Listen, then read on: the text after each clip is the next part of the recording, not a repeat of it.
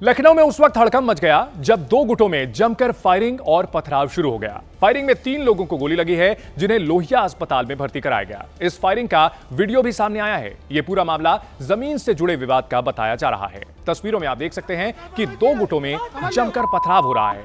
एक दूसरे पर पत्थर से हमला कर रहे हैं, कार पर भी पत्थर मारे जा रहे हैं। तभी एक शख्स जिसके हाथ में पिस्टल है वो फायरिंग करने लगता है। 112 मिलो।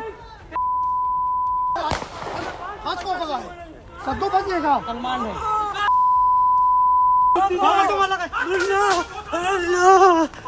कई राउंड फायरिंग के बाद वहां पर अफरा तफरी मच गई। पूरी वारदात का किसी ने वीडियो बना लिया और सोशल मीडिया पर वायरल कर दिया। जानकारी के मुताबिक वीडियो चिन्हट थाना क्षेत्र के मल्हौर का है, जहां टिम्बर की जमीन को लेकर विवाद चल रहा था और बीती रात विवाद ज्यादा बढ़ गया। अभय सिंह यादव ने रोशन टिम्बर के मालिक जियाउल हक के बेटों पर फायरिंग कर दी। पुलिस ने इस मामले में 3 लोगों को हिरासत में लिया। कई लोग अभी फरार हैं, जिनकी तलाश पुलिस कर रही है। सद्दू बचेगा सलमान भाई।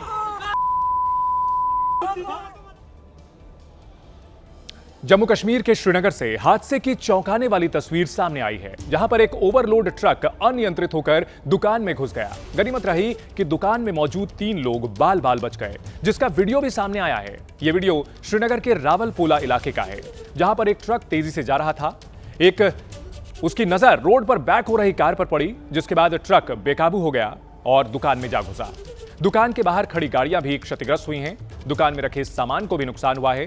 हालांकि राहत की बात यह है कि दुकान में मौजूद 3 लोग बच गए, लेकिन ट्रक चालक गंभीर रूप से घायल हो गया। हादसे की पूरी तस्वीर वहां पर लगे सीसीटीवी कैमरे में कैद हुई है।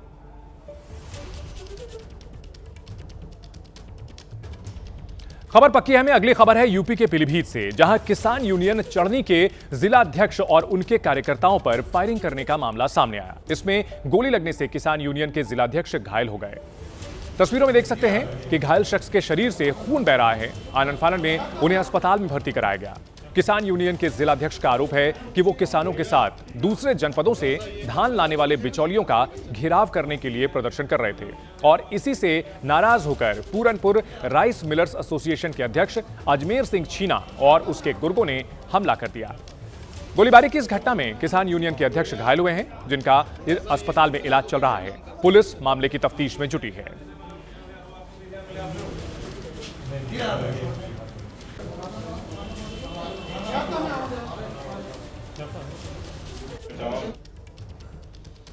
आई लव मोहम्मद को लेकर हर दिन नए नए विवाद सामने आ रहे हैं। नया विवाद हैदराबाद के वीडियो को लेकर खड़ा हुआ है। वीडियो में एक युवक यूपी के मुख्यमंत्री योगी आदित्यनाथ को चैलेंज कर रहा है। इस वीडियो में युवक धमकी भरे लहजे में कह रहा है कि हम लोगों ने आई लव मोहम्मद का पोस्टर लगाया है।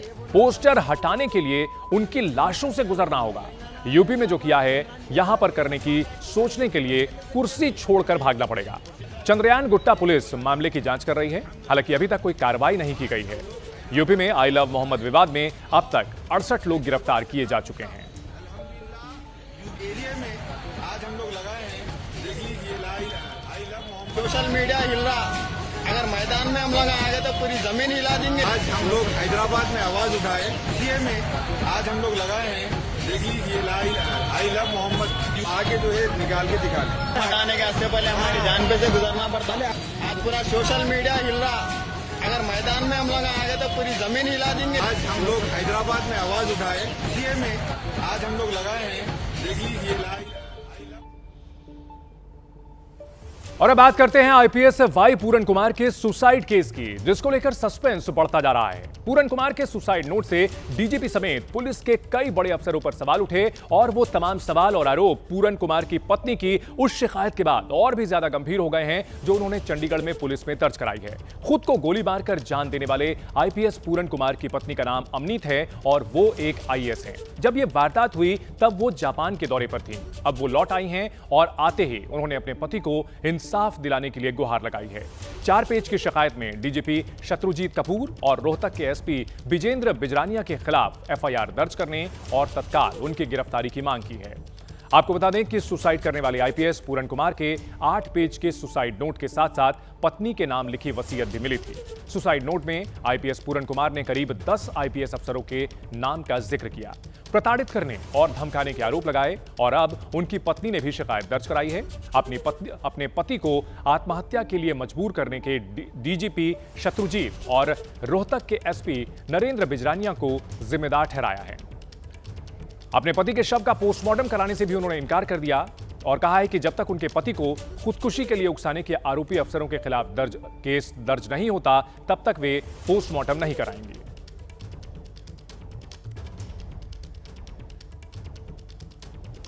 तो पूरन कुमार की पत्नी आईएएस अमनीत ने अफसरों पर संगीन आरोप लगाए हैं। जातिगत भेदभाव, उत्पीड़न, आत्महत्या के लिए मजबूर करने का आरोप उन्होंने लगाया है। चंडीगढ़ पुलिस में 4 पन्नों की लिखित शिकायत दी है और जिसमें जिनके नाम का जिक्र किया है उनकी गिरफ्तारी की मांग की है। लिखा है, डीजीपी शत्रुजीत कपूर ने मेरे पति को आत्महत्या के लिए मजबूर किया। रोहतक के एसपी नरेंद्र बिजारिया ने आत्महत्या के लिए उकसाया और साथ ही साथ लिखा है कि उनके पति के साथ जातिगत भेदभाव हुआ, सार्वजनिक रूप से प्रताड़ित और अपमानित किया गया। डीजीपी शत्रुजीत के निर्देश पर साजिश रची गई। रोहतक में मेरे पति के स्टाफ पर एफआईआर कराई। साजिश के तहत झूठे केस में फंसाना चाहते थे, इसलिए मेरे पति आत्महत्या के लिए मजबूर हुए। आत्महत्या करने से पहले मेरे पति ने इस बारे में डीजीपी शत्रुजीत कपूर से बात भी की। एसपी रोहतक बिजारनिया ने जानबूझकर मेरे पति का फोन नहीं उठाया। मेरे पति को जाति सूचक गालियां दी गईं। पुलिस परिसर में पूजा स्थलों से उनका बहिष्कार हुआ, ये गंभीर आरोप लगाए हैं।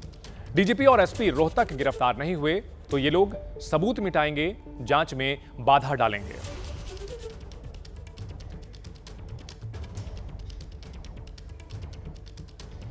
हालांकि चंडीगढ़ पुलिस ने साफ कर दिया है कि वो आईपीएस पूरन कुमार के केस में किसी के खिलाफ आत्महत्या के लिए उकसाने का केस दर्ज नहीं करेगी। फिलहाल सुसाइड में इंक्वेस्ट प्रोसीडिंग फॉलो की जाएगी। इंक्वेस्ट प्रोसीडिंग एक न्यायिक जांच होती है जो किसी व्यक्ति की मृत्यु के कारणों का पता लगाने के लिए की जाती है, खासकर जब मृत्यु संदिग्ध या असामान्य होती है। बढ़ते हैं अगली खबर की ओर। मुंबई के वेस्टर्न एक्सप्रेसवे हाईवे पर एक बार फिर रफ्तार का कहर देखने को मिला। तेज रफ्तार पोर्श कार डिवाइडर से टकरा गई। टक्कर इतनी भीषण थी कि कार के परखच्चे उड़ गए। वहीं कार चला रहा व्यक्ति गंभीर रूप से घायल हो गया, जिसे अस्पताल में भर्ती कराया गया। चश्मदीदों के मुताबिक पोर्शे और बीएमडब्ल्यू कारों के बीच रेस चल रही थी, जिसमें पोर्शे कार अनियंत्रित हो गई और डिवाइडर से टकरा गई। Porsche car RTO Dadar Nagar Haveli में रजिस्टर्ड है। फिलहाल पुलिस इस पूरे मामले की जांच कर रही है।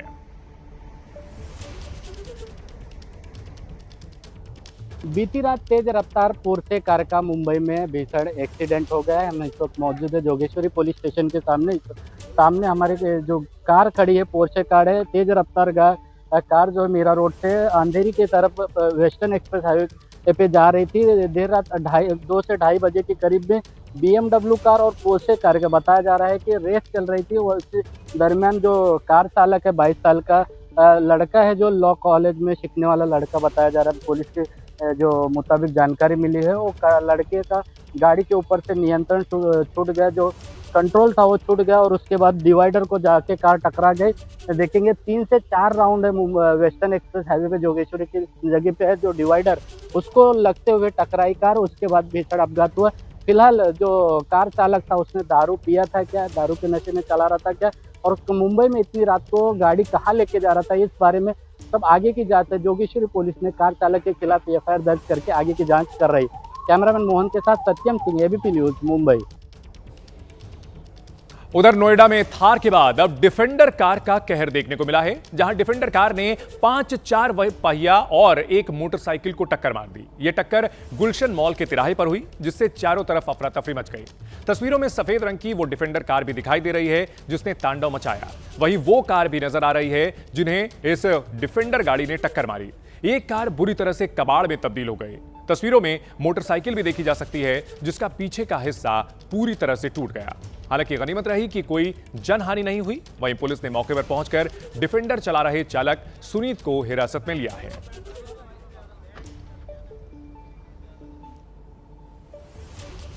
इटावा के सैफई से एक हैरान करने वाला वीडियो सामने आया। टमाटर 20 रुपए किलो नहीं देने पर कुछ डॉक्टरों ने मिलकर एक सब्जी वाले को पीट दिया। घटना का सीसीटीवी फुटेज भी सामने आया है।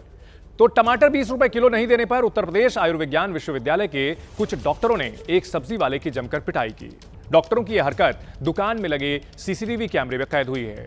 यह वीडियो सोशल मीडिया पर वायरल हो रहा है। तस्वीरों में देख सकते हैं कि कुछ लोग मिलकर एक सब्जी वाले की पिटाई कर रहे हैं। घटना सैफई थाना क्षेत्र के अमरसीपुर मोड़ की बताई जा रही है। सैफई विश्वविद्यालय के 2 दर्जन सीनियर और जूनियर डॉक्टर सब्जी खरीदने पहुंचे थे। टमाटर का भाव पूछा तो सब्जी वाले ने 40 रुपए किलो बताया। डॉक्टरों ने 20 रुपए में देने की मांग की। मना करने पर भड़क गए और सब्जी वाले पर टूट पड़े। जान बचाने के लिए पीड़ित बगल की किराना दुकान में घुसा तो डॉक्टर वहां भी पहुंच गए और लात घूंसों से बेरहमी से पिटाई की। इस दौरान सब्जी वाले का मोबाइल फोन भी तोड़ दिया। मारपीट में सब्जी वाला घायल हुआ। शरीर पर काफी चोटें आई हैं। फुटेज में न्यूरो सर्जरी विभाग के प्रोफेसर समेत कई डॉक्टर मारपीट करते दिखाई दे रहे हैं। इस घटना के बाद डॉक्टर मौके से भाग निकले। मध्य प्रदेश के मुरैना से चौंकाने वाली तस्वीर सामने आई है, जहां पर दबंगों ने एक युवक को बीहड़ में ले जाकर जमकर उसे पीटा। मारपीट का वीडियो बनाकर सोशल मीडिया पर बाकायदा वायरल किया। कुछ दबंग एक युवक को बेल्ट से पीटते हुए इन तस्वीरों में देखे जा सकते हैं। युवक बार बार हाथ जोड़ रहा है, पैर पड़ रहा है, रहम की भीख मांग रहा है, लेकिन दबंग है कि रुकने का नाम नहीं ले रहे। लगातार युवक पर बेल्ट बरसाए जा रहा है। ये शख्स वारदात बड़ेपुरा गांव के पास नदी के बीहड़ की है। पीड़ित युवक अपने ममेरे भाई के साथ मूर्ति विसर्जन के लिए गया था। 2 अक्टूबर की दोपहर बड़ापुरा निवासी सोनू अस्पताल के सामने से उसे अगवा कर ले गया। बीहड़ में ले जाकर बेल्ट और घूंसों से जमकर पीटा, जान से मारने की धमकी भी दी। अब पीड़ित की शिकायत पर 2 आरोपियों के खिलाफ पुलिस ने मामला दर्ज किया है। पुलिस आरोपियों की तलाश में जुटी हुई है।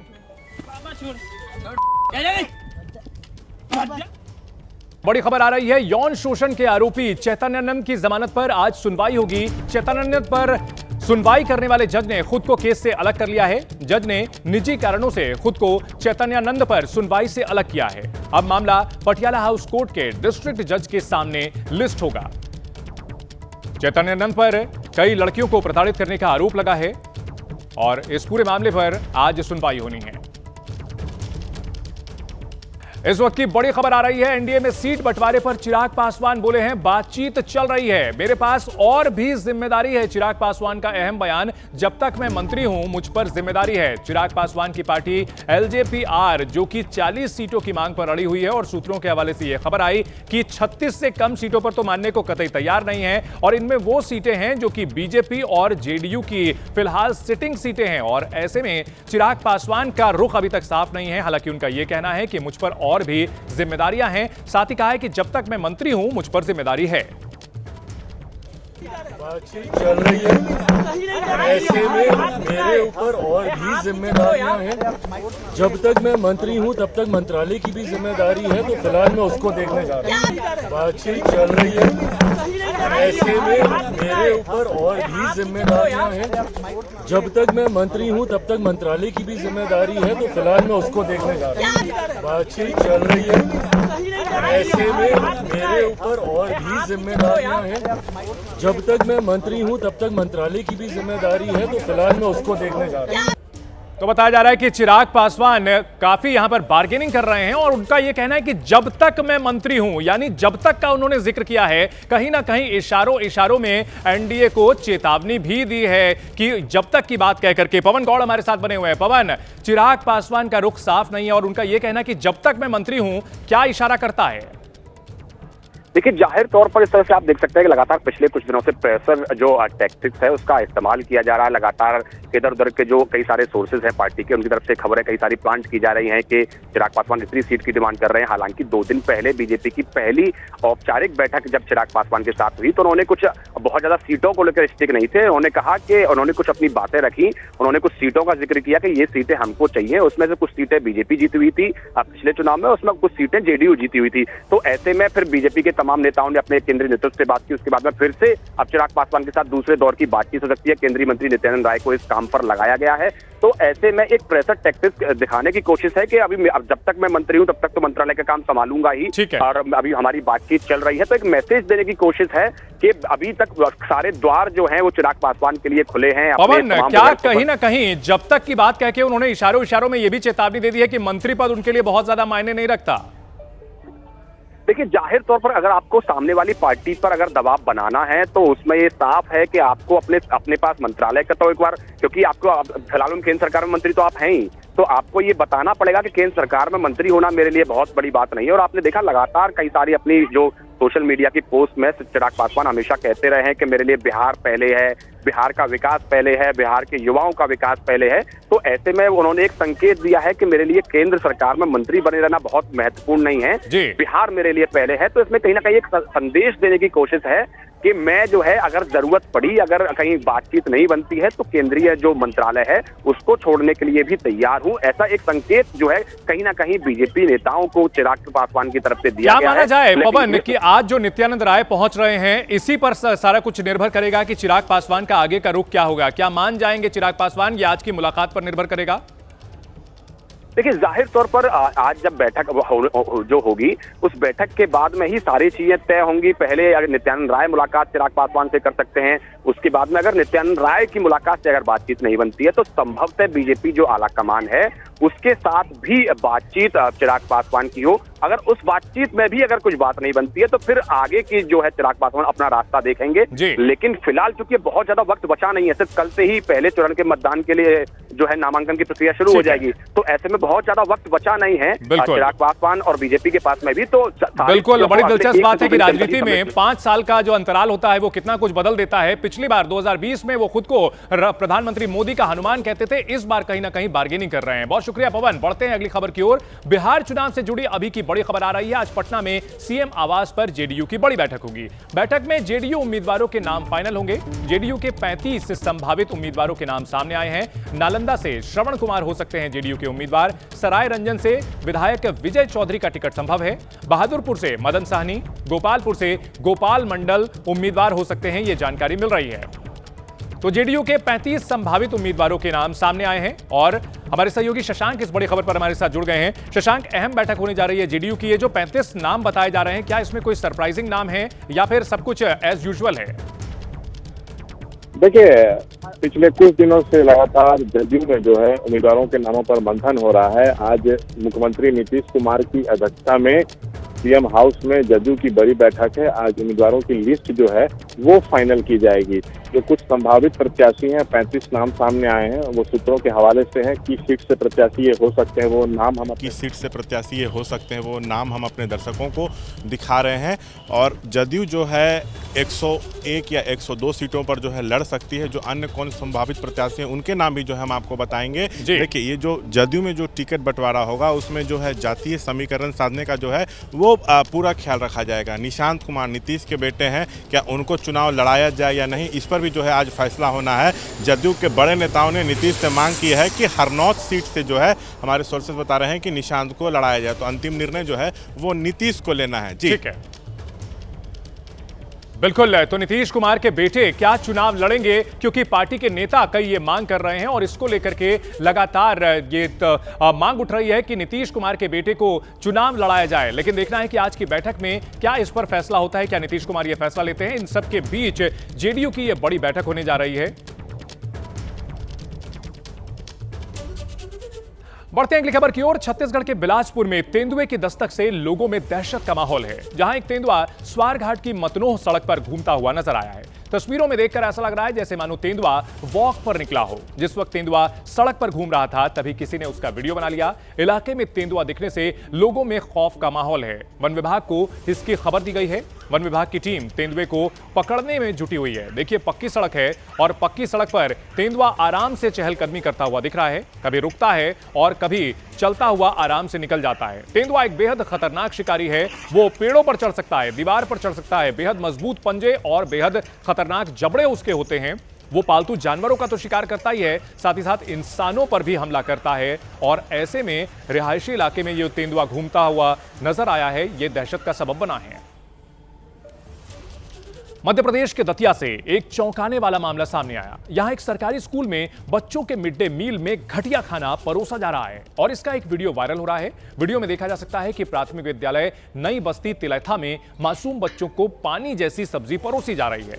छोटे छोटे बच्चे थाली में सब्जी को पीते हुए नजर आ रहे हैं। स्थानीय लोगों का आरोप है कि स्कूल में लंबे समय से इसी तरह की लापरवाही हो रही है, लेकिन विभागीय अधिकारी अब तक कोई ठोस कार्रवाई नहीं कर पाए। बताया जा रहा है कि जब मीडिया टीम स्कूल पहुंची तो स्कूल के प्रभारी कैमरा देखते ही मौके से भाग खड़े हुए। बड़ा सवाल है कि बच्चों के स्वास्थ्य के साथ इस लापरवाही पर शिक्षा विभाग और प्रशासन क्या कार्रवाई करेगा। आप खाना खा रहे हो, ये कौन सी सब्जी है? ये पानी की तरह रखी हुई है। ये सेब की सब्जी। अगली खबर है गुजरात के गांधीनगर से, जहां गरबे पर हमला करने वाले दंगाइयों पर बुलडोजर वाला एक्शन देखने को मिला। यहां बाहियाल गांव में दंगाइयों की पहचान करके 186 अवैध निर्माणों पर बुलडोजर चलाया गया। तस्वीरों में देखा जा सकता है कि पुलिस की मौजूदगी में बुलडोजर से अवैध निर्माण गिराया जा रहा है। 24 सितंबर की रात को गरबे पर दंगाइयों ने हमला किया था, जिसके बाद पुलिस जांच में जुटी थी और उपद्रवी तत्वों के खिलाफ कार्रवाई करते हुए 186 अवैध निर्माण की पहचान की गई।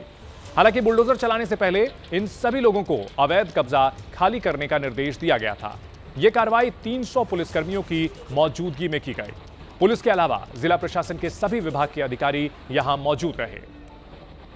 तो दो तस्वीरें आप देख रहे हैं। एक तस्वीर 25 सितंबर की, जब गरबा पर दंगाइयों ने हमला किया था। दूसरी तस्वीर दंगाइयों पर हुए बुलडोजर वाली कार्रवाई की, जिसमें चिन्हित करके 186 अवैध निर्माण को ढाया गया।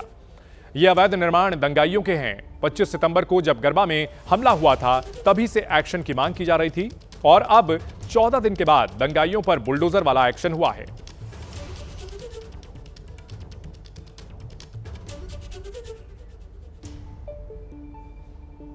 यूपी के अमेठी में उस वक्त बवाल हो गया जब यहां हिंदू संगठन के लोगों ने आरोप लगाया कि उनके धार्मिक झंडे को 3 बार उखाड़ा गया, जिससे आक्रोशित होकर हिंदू संगठन के लोगों ने आई लव मोहम्मद लिखे पोस्टर में आग लगा दी।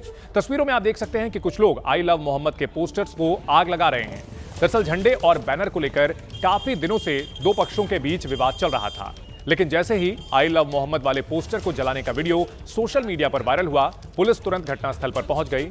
फिलहाल इलाके में पुलिस बल तैनात किया गया है और अधिकारियों ने शांति बनाए रखने की अपील की है। 3 बार उठाएं झंडा। तो 4 ही ना, बात सही है। अगर तुम देखे हो या बताओ, तुम देखे हो? एक बार और जाए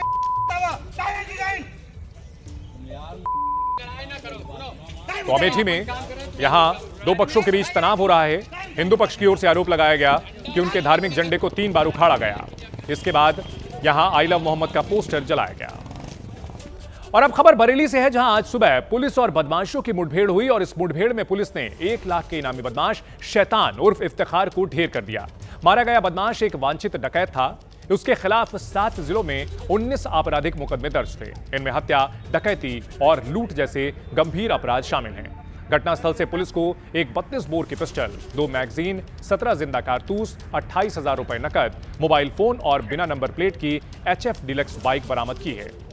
पुलिस का कहना है कि मृत अपराधी दर्जनों नाम और पते बदलकर फरारी काटता था। उसका नाम इफ्तिखार उर्फ धूम उर्फ लड्डे उर्फ सोल्जर उर्फ लोधा उर्फ शैतान जैसे कई नाम हैं। पुलिस के मुताबिक इफ्तिखार 2012 में बाराबंकी से पुलिस कस्टडी से फरार हुआ था। इसके अलावा 2006 में पचौमी मंदिर के पुजारी की हत्या और डकैती की वारदात में भी शामिल था।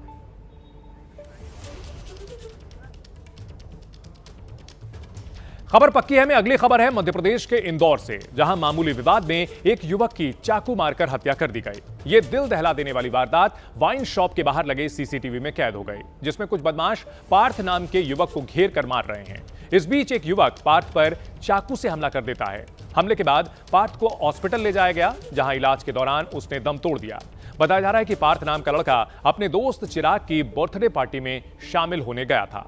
पार्टी वाइन शॉप के बाहर बने एक अवैध अहाते में चल रही थी, जहां सभी शराब पी रहे थे। इसी दौरान पार्थ की कुछ युवकों से कहासुनी हो गई। विवाद बढ़ा तो आरोपियों ने उस पर हमला कर दिया। पार्थ जान बचाने के लिए करीब 50 मीटर तक भागा, लेकिन 3 से 4 बदमाशों ने उसे घेर कर चाकू से उस पर वार किए और इसमें पार्थ की मौत हो गई।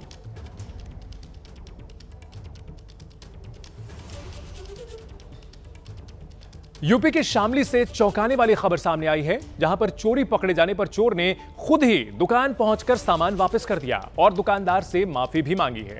तस्वीरें शामली के एक ज्वेलरी शॉप की हैं, जहां पर एक पति पत्नी जेवर खरीदने के बहाने पहुंचे। देखते ही देखते चुपके से जेवर चोरी कर लिए।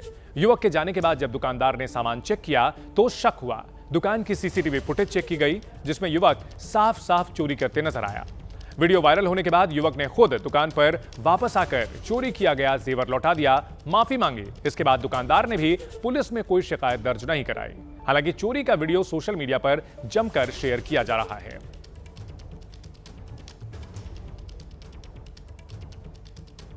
अगली खबर अमेरिका के शिकागो की है, जहां राष्ट्रपति डोनाल्ड ट्रंप की गार्ड तैनाती वाली योजना के विरोध में जमकर प्रदर्शन देखने को मिल रहा है।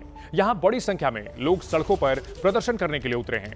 बता दें कि ट्रंप की गार्ड नीति का डेमोक्रेटिक पार्टी खुलकर विरोध कर रही है। इलिनॉय के डेमोक्रेटिक गवर्नर ने जमीन पर सैनिकों को तैनात करने की ट्रंप की योजना की निंदा की है। इसे गैर कानूनी और खतरनाक बताया है, जबकि ट्रंप का दावा है कि अपराध पर नकेल कसने के लिए यह कदम जरूरी है। मेक अमेरिका ग्रेट अगेन यानी मागा के नारे के साथ वापसी करने वाले ट्रंप ने अपने देश के सामने प्रवासियों को एक बड़ी समस्या की तरह पेश किया है। उनकी नीतियों के हिसाब से प्रवासी ऐसे खलनायक हैं जिन्होंने अमेरिकियों से रोजी रोटी छीन ली है। हालांकि इसकी वजह से खुद अमेरिका के भीतर केंद्र बनाम राज्यों की एक बड़ी लड़ाई शुरू हो चुकी है। शिकागो में जो हो रहा है ये उसी की एक झलक है।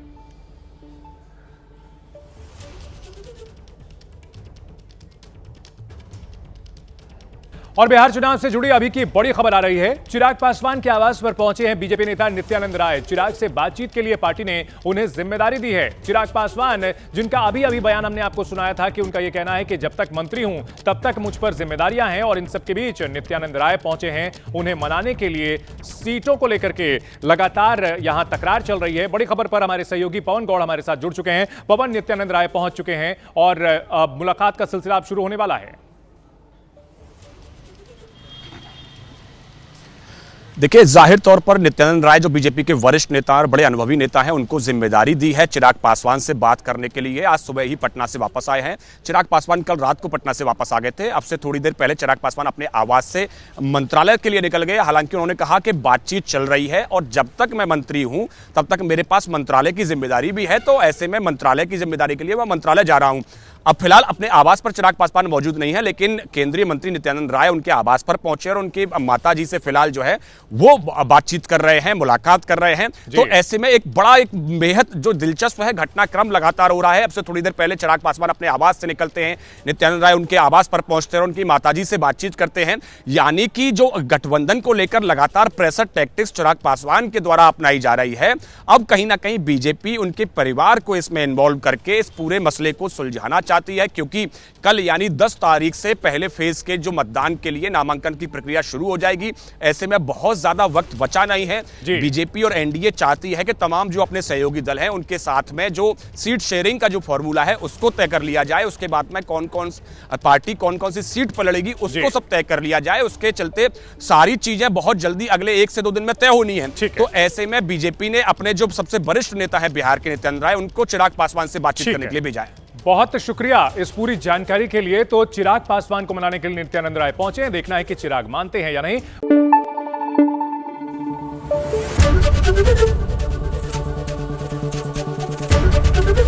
एबीपी न्यूज आपको रखे आगे।